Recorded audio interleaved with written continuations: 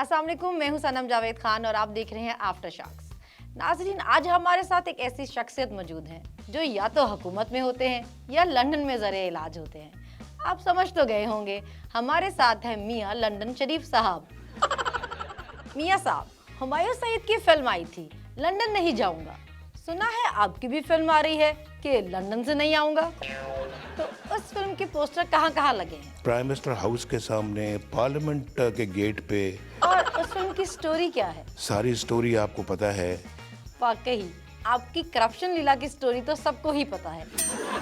वैसे मियां साहब, फर्ज करें अगर आपके पास आवाम को लूटने और करप्शन का टैलेंट ना होता तो मैं आज आपके सामने शर्मसारी से अपनी आंखें ना उठा सकता।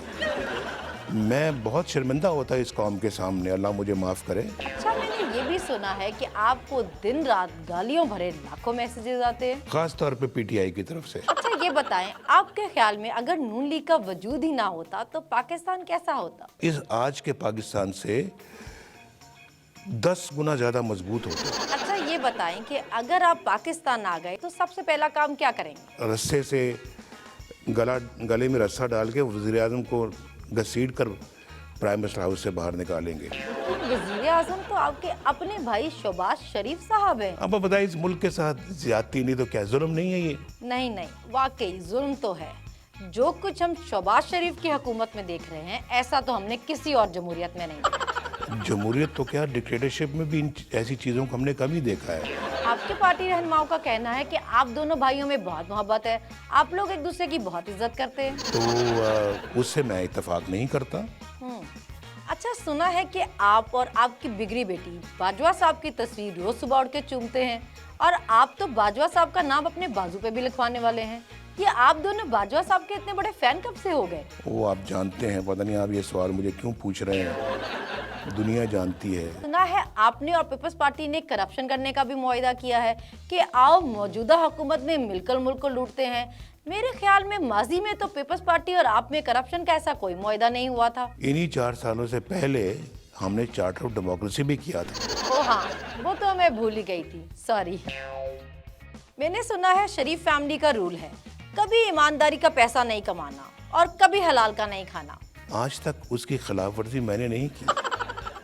मैं बड़े वसूख के साथ ये बात कर रहा हूँ आपके सामने, चाहे मैं ऑपोजिशन में रहा हूँ, चाहे मैं आज गवर्नमेंट में रहा हूँ, मैंने उसकी खिलाफ वर्जी नहीं की कभी। तो ये शरीफ फैमिली में हलाल की कमाई ना खाने वाला रूल पर अमल दरामद करवाना सिर्फ आपकी जिम्मेदारी है? मेरी जिम्मेदारी नहीं है अकेले की, सबकी जिम्मेदारी है। अच्छा, एक दफा मेरे कहने पर आप अपने दिल में ये फैसला करके देखें कि आज के बाद मैं ईमानदारी से कमाऊंगा, अवाम के हक पे डाका नहीं डालूंगा, मनी लॉन्ड्रिंग नहीं करूंगा, हराम नहीं कमाऊंगा।